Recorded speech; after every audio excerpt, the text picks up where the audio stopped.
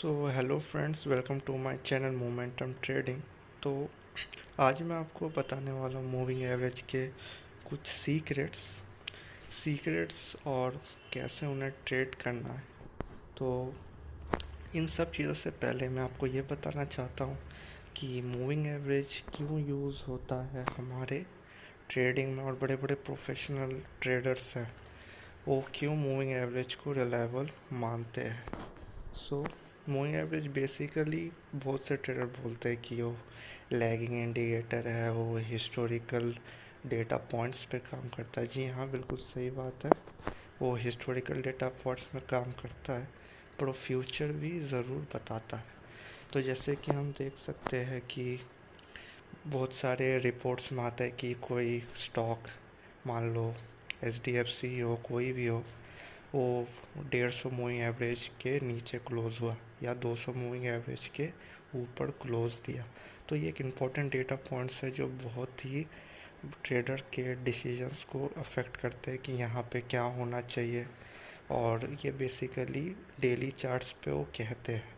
तो मैंने 30 मिनट्स का चार्ट लगा रखा है। तो आज मैं जो मूविंग एवरेज के कंसेप्ट्स और सीक्रेट्स बताने वाला हूँ, ये और भी माइक्रो ट्रेंड्स और जो मैक्रो ट्रेंड्स, यानी 2-5 मिनट में भी, 3 मिनट में भी, 1 हार 2 हार जो भी टाइम फ्रेम है, सब में काम करेगा। तो मैं मूविंग एवरेज के कंसेप्ट बता दूँ। तो पहला कंसेप्ट में बेसिकली हम देखते हैं और बहुत ट्रेडरों ने फील भी किया है कि मार्केट जब एक डायरेक्शन में बहुत टाइम मूव करता है, तो जब वो मूव करता है तो वो एक रेस्टिंग पीरियड में आ जाता है। कई बार ज़रूरी नहीं है कि मार्केट बहुत तेज़ी से डाउन ट्रेंड में था या अप ट्रेंड में था तो वहाँ से ही रिवर्स हो जाएगा। हाँ, वैसा भी होता है, पर कई बार वैसा नहीं होता। मार्केट साइडवेज कंसेशन में चला जाता है, जहाँ कहते हैं कि बायर्स और सेलर्स जो है वो इक्विलिब्रियम में है। तो इस एचडीएफसी के चार्ट में मैं ये दिखाने वाला हूँ। जैसे कि आप देख सकते हैं कि जुलाई से लेके अगस्त तक एचडीएफसी बैंक डाउन ट्रेंड में था, और ये डाउन ट्रेंड में होने के बाद एक साइडवेज कंसेशन में आया। तो मूविंग एवरेज को कहाँ यूज़ करना है, हम उसे ट्रेंडिंग में यूज़ कर सकते हैं। जैसे कि हम देख सकते हैं कि यहाँ पे 200 ईएमए में डाटा पॉइंट्स आपको दिखा देता हूँ। तो डाटा पॉइंट्स में कुछ खास नहीं है, मैंने अलग अलग प्लॉट कर रखे हैं, जैसे 9, 20, 50 और बहुत सारे मूविंग एवरेजेस है जो मैंने प्लॉट कर रखे हैं। 200 ईएमए बेसिकली जो है लॉन्ग टर्म के लिए है, तो उसके बारे में भी हम बात करेंगे। तो बेसिकली हम देख सकते हैं कि यहाँ 200 ईएमए में बार बार रिजेक्शन दिया। तो मूविंग एवरेज का पहला क्या है कि ये सपोर्ट एंड रेसिस्टेंस का काम करता है ट्रेंडिंग मार्केट्स में। ध्यान रहे, ट्रेंडिंग मार्केट्स में। अब जैसे कि ये ट्रेंडिंग में था, अब ये साइडवेज में है। इधर देख रहे आप, इधर आप देख सकते हैं कि यहाँ पे स्टॉक ऊपर गया, नीचे गया, फिर ऊपर गया। मूविंग एवरेज का हाल देखिए, वो ओवरलैपिंग हो रहे हैं, उनमें कोई डिसीजन नहीं बन रहा कि वो कहाँ जाए। तो यहाँ पे बेसिकली सपोर्ट एंड रेसिस्टेंस का काम ले सकते हैं हॉरिजॉन्टल लाइन बना के। इसमें कंसेप्ट है ब्रेकआउट, पुल बैक का, ब्रेकआउट फेलियर का, टेस्ट का। उन चीज़ों को कैसे पता लगाया जाए वो आगे की वीडियोस में हम डिस्कस करेंगे। फ़िलहाल हम मूविंग एवरेज के ऊपर बात कर रहे हैं। तो बेसिकली जब मार्केट में ऐसा होता है तो मार्केट में बेसिकली एक खामोशी होती है। तो जैसे हम कहते हैं कि खामोशी के बाद एक बड़ा मूव आ सकता है, तो वही एचडीएफसी में हुआ। एक बड़ा मूव आया, जब वो बड़ा मूव आता है बहुत ट्रेडर एक्टिव हो जाते हैं, तब वॉलीटिलिटी सब बढ़ जाती है। तो मूविंग एवरेज का काम क्या है कि वो नॉइज़ को फ्लक्चुएट जो होता है, वो जो मार्केट के नॉइज़ है उनको फ्लक्चुएशन जो है, जैसे कि अप ट्रेंड में भी डाउन ट्रेंड थोड़े होते हैं और डाउन ट्रेंड में भी अप ट्रेंड्स होते हैं, तो इन चीज़ों को कम करने के लिए होता है। अब मान लीजिए इधर मूविंग एवरेज ने अच्छा ब्रेकआउट दिया और बेसिकली एक अच्छा मूव भी आया है, सारे मूविंग एवरेज ऊपर चले गए, बहुत अच्छा ब्रेकआउट है, बहुत अच्छा वॉल्यूम है। अब बेसिकली कुछ दिन बाद, उस दिन तो अच्छा काम कर गया, वहाँ बहुत सारे ट्रेडर ने एक्टिव हो गए। अब क्या होता है कि बहुत सारे ट्रेडर ऊपर प्रॉफिट बुक करते हैं, तो उस दिन तो बहुतों ने देखा ब्रेकआउट मिल गया, न्यूज़ कोई होगी, जो भी है उन्होंने चढ़ा दिया। अब बाकी अगले दिन क्या हुआ, एक और जब गैप अप हुआ तो ट्रेडर को और ज़्यादा कॉन्फिडेंस मिल गया ऊपर प्रॉफिट बुक करने के लिए। तो जब ये हाई वॉल्यूम में गैप अप हुआ, गैप अप का कैंडल आप देखिए बेसिकली एक डोजी पैटर्न ही है। तो ये बताता है कि मार्केट इतना ऊपर जाने के लिए अभी इतना रेडी नहीं है, उसे थोड़ा करेक्शन चाहिए। तो मूविंग एवरेज भी बिल्कुल वही काम करता है। जब बहुत तेज़ी से मार्केट ऊपर चला जाता है तो ऊपर जब उसे एक लेवल मिलता है वहाँ कुछ सेलर्स आते हैं।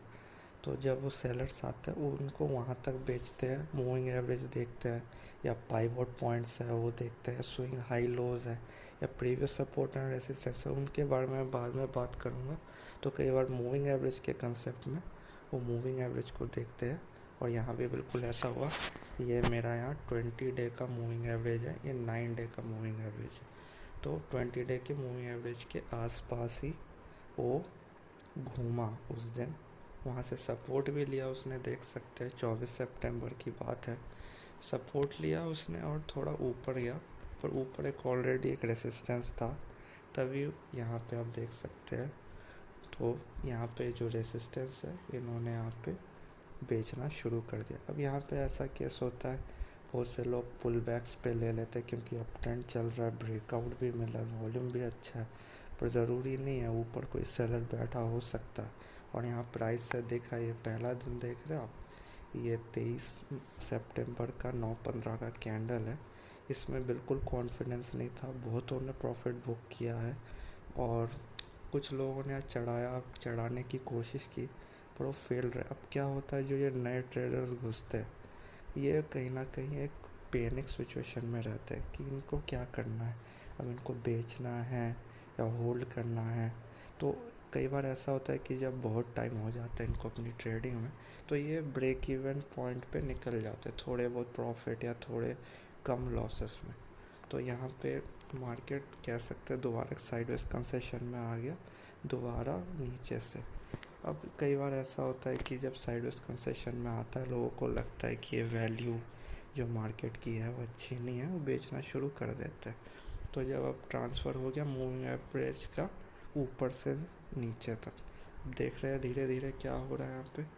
मूविंग एवरेज पहले यहाँ साइडवेज कंसेशन पूरा रहा, उसके बाद मूविंग एवरेज जो है वो धीरे धीरे शिफ्ट होना शुरू हो रहा है।